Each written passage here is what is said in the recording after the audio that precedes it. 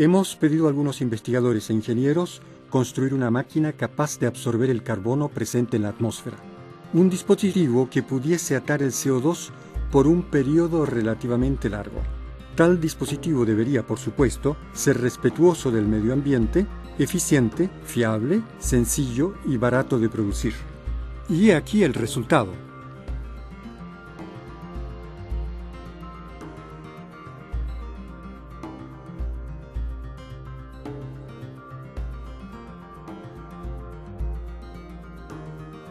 Los árboles y bosques juegan un papel crucial en la regulación del clima. Mediante la fotosíntesis y durante su crecimiento, los bosques y árboles sustraen carbono de la atmósfera, atan el CO2 y lo almacenan en forma de carbono. El carbono es retenido en la biomasa del bosque, dentro de los troncos, ramas, follaje, raíces y en el carbono orgánico del suelo. Es este un proceso constante que tiene lugar por doquier en torno a nosotros. En los bosques jóvenes, el carbono es absorbido o secuestrado rápidamente, mientras que en los bosques maduros, el secuestro termina siendo equivalente a la descomposición forestal y el balance de carbono termina en un estado de equilibrio. En ese momento, el bosque deja de absorber carbono y se convierte en un gran depósito de carbono. Sin embargo, si los árboles son destruidos, el carbono que contienen es liberado y regresa a la atmósfera, convirtiéndose por consiguiente en una fuente de emisiones de gases de efecto invernadero.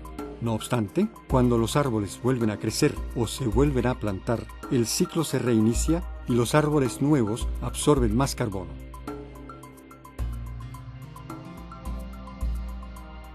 Los bosques cubren una extensión de casi 4.000 millones de hectáreas de la superficie terrestre, es decir, casi un tercio de las tierras emergidas.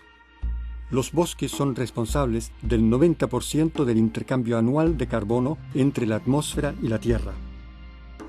La cantidad de carbono almacenada en estos ecosistemas equivale a alrededor de 4.500 gigatoneladas de CO2. Esa cantidad es superior a todo el carbono contenido en la totalidad de las reservas de petróleo remanentes en el mundo, y es de hecho superior a la cantidad total de carbono contenida en la atmósfera. No ha de sorprender, pues, que los bosques puedan representar en gran medida una respuesta al problema del cambio climático. Sin embargo, nosotros desatendemos el cuidado de los bosques.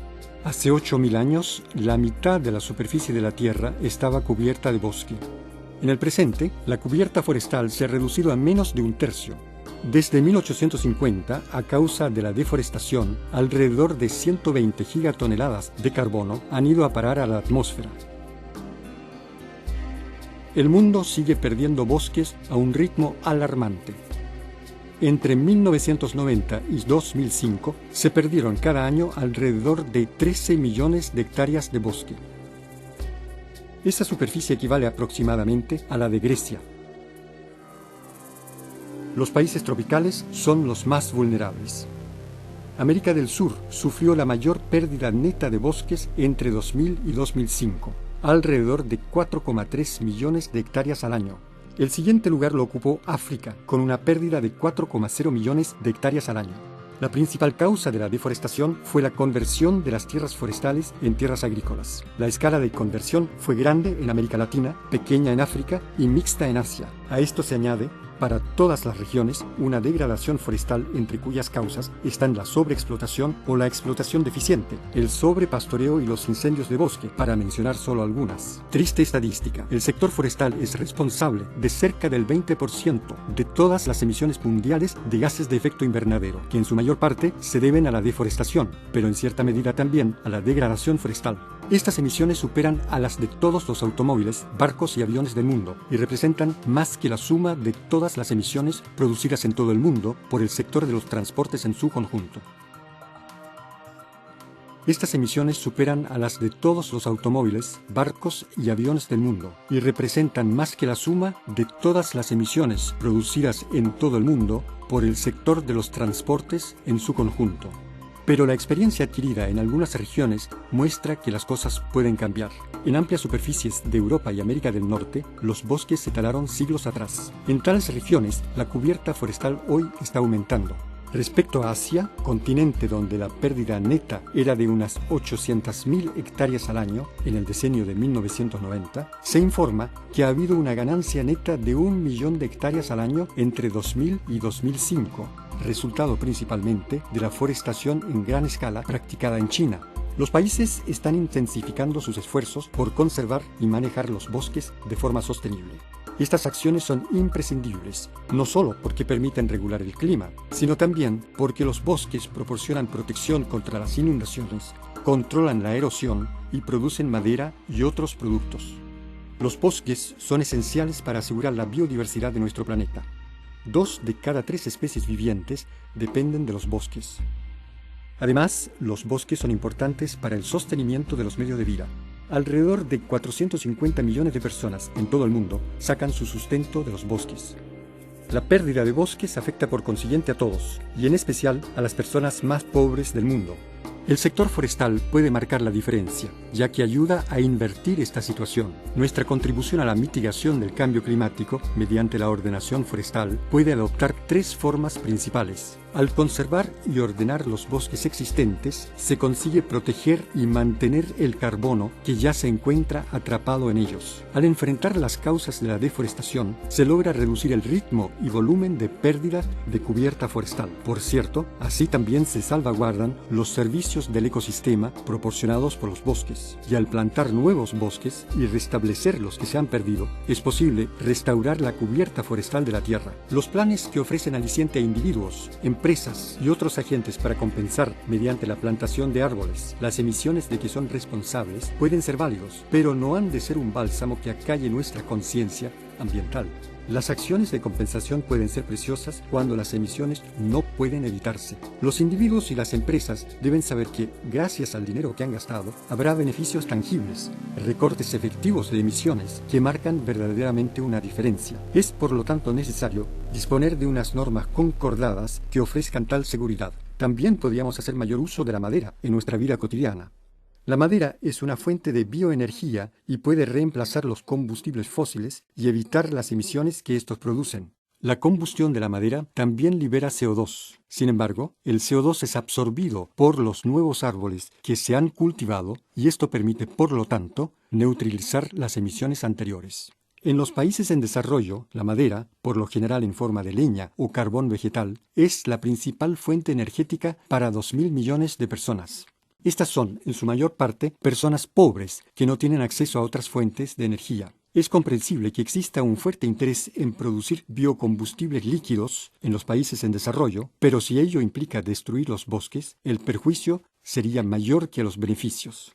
La producción sostenible de biocombustibles también puede crear empleos y generar ingreso para las familias de menores recursos. Como los gobiernos se han comprometido a explotar recursos alternativos a los combustibles fósiles, se pronostica que el uso de biomasa para la generación de energía eléctrica se habrá triplicado entre el presente y el año 2030. Existen también buenas oportunidades para los planes en pequeña escala de producción de energía térmica basada en la madera para las zonas que, en la actualidad, dependen de combustibles fósiles como el petróleo y el carbón vegetal.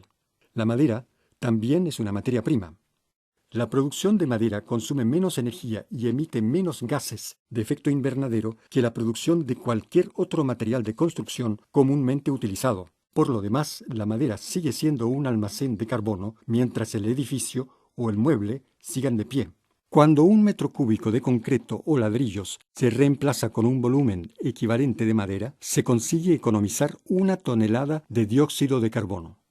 Si los edificios del futuro se diseñaran utilizando más madera en lugar de concreto, plástico o acero, las emisiones de gases de efecto invernadero disminuirían significativamente. Los productos madereros tienen características excepcionales. Provienen de un recurso natural, renovable y sostenible. El carbono que contienen permanece encerrado en la madera durante toda la vida útil del producto, hasta que éste se descompone o se incinera. El aumento mundial del uso de productos madereros contribuiría a reducir la cantidad de CO2 presente en la atmósfera. Las medidas que se tomen ahora para limitar las emisiones de gases de efecto invernadero solo surtirán efectos apreciables en tiempos futuros. Los cambios climáticos que se registrarán en los próximos 30 a 40 años de resultas de las emisiones que han tenido lugar anteriormente serán en gran medida inevitables. Los investigadores pronostican que olas de calor más frecuentes azotarán algunas zonas. En otras habrá lluvias más intensas. Se espera un mayor número de ciclones tropicales y también tempestades más intensas. El nivel de los mares subirá. Muchos glaciares se derretirán. Se pronostica la extinción de muchas especies de plantas y animales. Muchas otras especies se desplazarán hacia nuevas regiones, por ejemplo, los polos o las zonas de mayor elevación.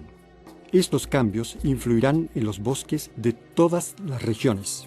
Por ejemplo, en África se espera que la menor pluviosidad disminuirá la productividad de los bosques y aumentará las superficies de bosques de tierras secas.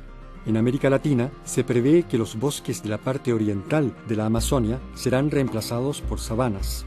En América del Norte y Europa septentrional, la subida de las temperaturas podría determinar una mayor productividad de los bosques y alterar el ámbito en que viven ciertas especies. Para poner un ejemplo, este mapa muestra los cambios pronosticados en los sitios apropiados para los robledales en el Reino Unido, con arreglo a una hipótesis de emisiones elevadas. Los cambios observados serán notables. Los cambios serán, eso sí, diferentes de región a región.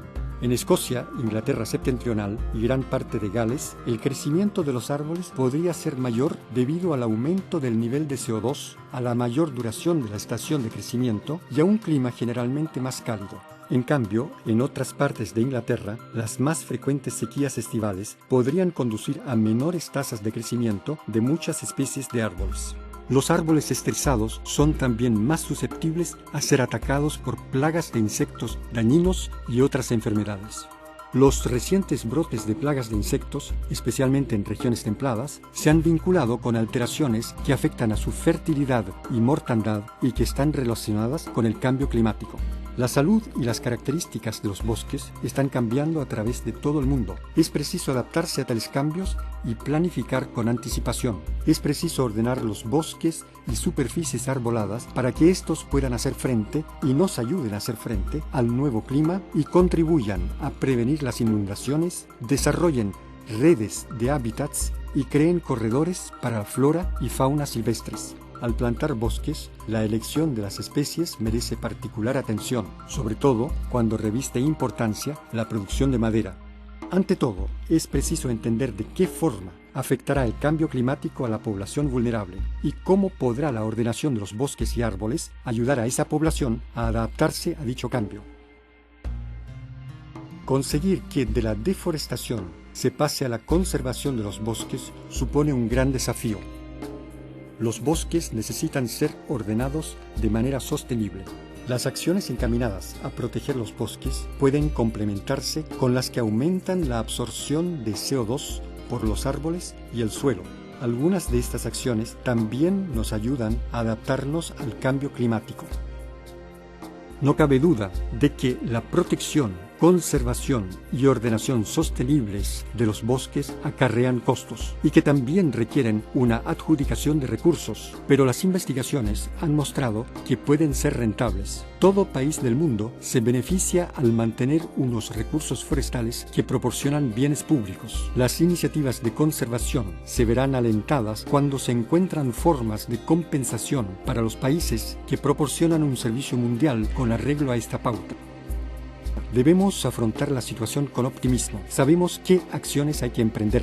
Debemos proteger y manejar los bienes de que ya disponemos. Debemos reducir la deforestación y la degradación de los bosques y restaurar una mayor proporción de la cubierta forestal del mundo. Debemos utilizar mayormente la madera como fuente de energía y utilizar la madera en lugar de otros materiales. Por último, debemos diseñar planes que nos permitan adaptarnos a un clima cambiante. Debemos garantizar los medios de vida de las personas que dependen de los bosques y salvaguardar los servicios del ecosistema de los bosques en beneficio de todas las personas. Si conseguimos estos objetivos, el sector forestal del mundo puede ayudar a solventar un problema de alcance global. Desde un punto de vista ético, siempre hemos tenido la obligación de proteger y ordenar los bosques en beneficio de las generaciones futuras. Disponemos ahora de las capacidades y tenemos un imperativo irrenunciable que nos impulsan a actuar. Hemos comprendido que estamos en una apuro, pero sabemos qué es lo que hay que hacer y disponemos de las pericias y la tecnología que nos permiten emprender acciones. Ahora debemos demostrar que también tenemos la voluntad de actuar.